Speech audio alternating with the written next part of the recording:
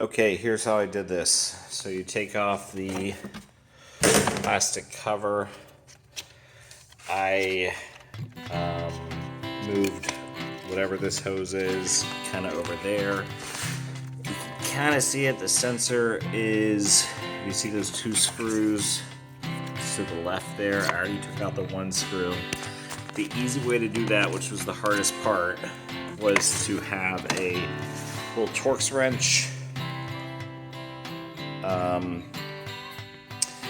and a pair of vice grips, and to stick it in there and go like so. And then after a couple turns, you can loosen it, and then once it's loosened, you can just use your finger. Once you popped out that screw, you can take a screwdriver, just kind of go like so, get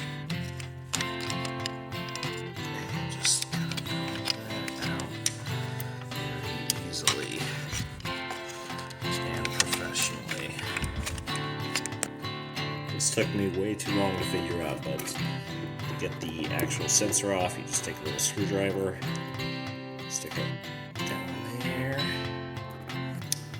and pop. Usually like this.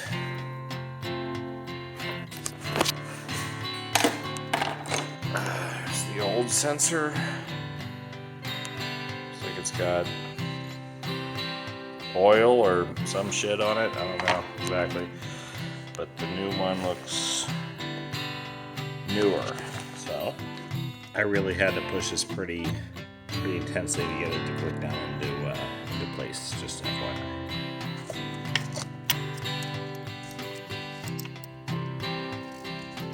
You have to do this part for about 3.5 days straight.